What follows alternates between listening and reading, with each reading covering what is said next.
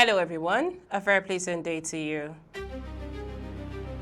President Tinubu applauds successful closure of $1.26 billion in landmark financing for Phase 1, Section 2 of Lagos to Calabar Coastal Highway. House of Representatives review tax reform laws following public backlash alleged alterations. And People's Democratic Party criticizes federal government for not announcing airstrikes by U.S. President Trump. A very good day to you and welcome to Fastness News Botakat. I am Becky Usoro. Now the news in full. President Bola Ahmed Tinubu has applauded the successful closure of $1.26 billion in landmark financing for Phase 1, Section 2 of the Lagos to Calabar Coastal Highway, describing it as a major boost to Nigerians' infrastructure delivery drive and investor confidence. A statement by the spokesperson Bayo Onanuga, President Tinubu praised the Federal Ministry of Finance, Federal Ministry of Works, and the Debt Management Office (DMO) for working collaboratively to conclude the transaction, noting that the funding guarantees uninterrupted execution of one of Africa's most ambitious infrastructure projects. He explained that the Phase 1, Section 2 spans approximately 55.7 kilometers, linking Eloko in Lekki to Ode Omi, a strategic corridor expected to significantly enhance trade efficiency, logistics connectivity, and economic integration along Nigeria's coastline.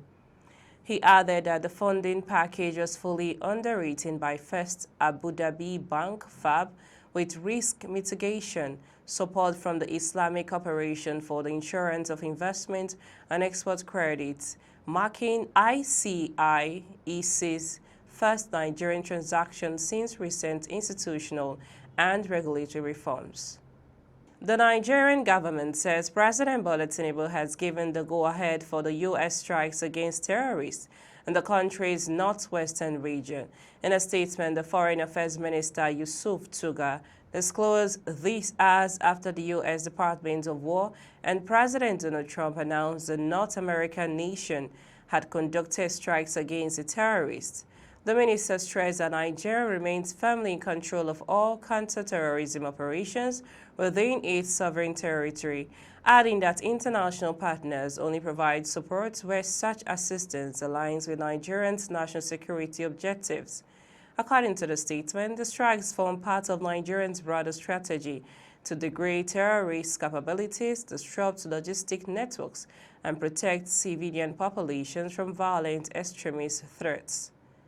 The minister further emphasized that the federal government will continue to work with trusted international partners to confront terrorism, banditry, and transnational criminal networks that threaten national and regional stability, while reaffirming federal government's commitments to a multi-layered response combining military operations, intelligence sharing, community engagement, and social-economic interventions, adding that counter-terrorism efforts remain focused on protecting lives and restoring stability. Moving on, the People's Democratic Party (PDP) has criticized the federal government for not announcing the airstrikes by the U.S. before President Donald Trump did so. U.S. President Donald Trump took to Truth Social to announce the U.S. has struck in northwest Nigeria, during which several terrorists were killed. The Nigerian government later confirmed the attacks and said they were carried out in collaboration with the U.S. PDP spokesman Ini Ememabong says the federal government ought to have briefed Nigerians before the U.S. authorities did so. Moving on, residents of Tangaza and Tambuwal local government areas of Sokoto State have confirmed separate drone attacks on their communities, alleging the strikes were carried out by the United States military. Report says some of the incidents occurred in Jabo district of Tambuwal local government area. A community residents say had not previously been affected by insecurity.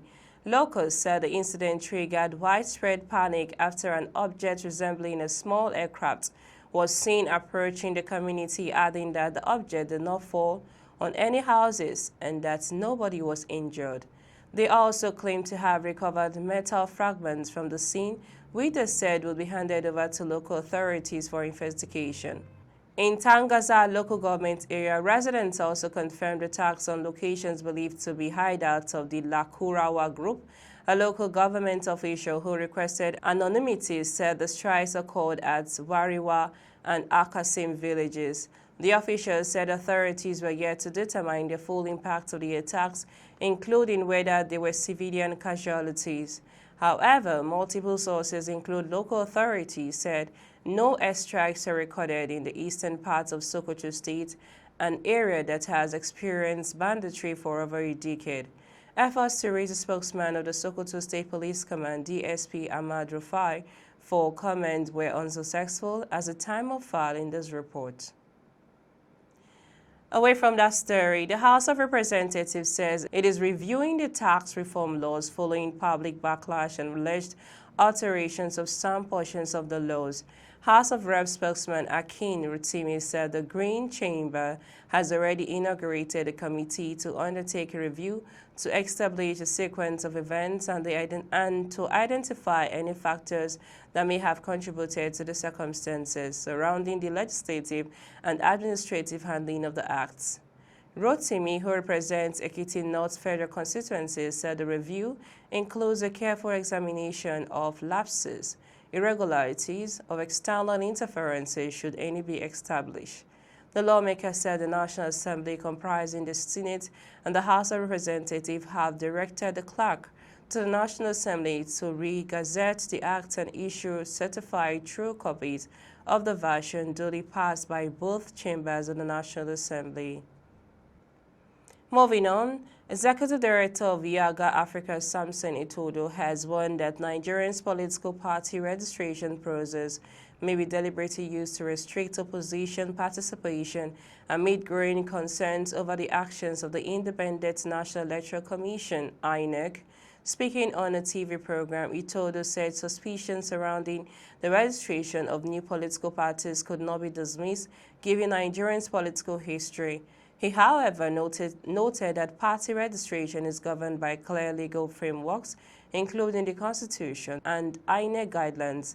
According to him, the process is structured and involves multiple stages of compliance. Addressing complaints by political associations that claimed they met all requirements, said they were rejected. Itodo pointed to timelines set out in the Electoral Act. He also highlighted provisions on party mergers ahead of the polls. We now move on to the foreign scene. Supporters and critics of Guinea's military leader made their voices heard when General Mamadi Doumbouya held his final campaign rally in Conakry ahead of Sunday's presidential election. The rally marked the close of campaigning for Guinea's first presidential vote since the 2021 military coup that brought Doumbouya to power. The election comes after years of political instability and amid growing concerns over democratic backsliding across West Africa.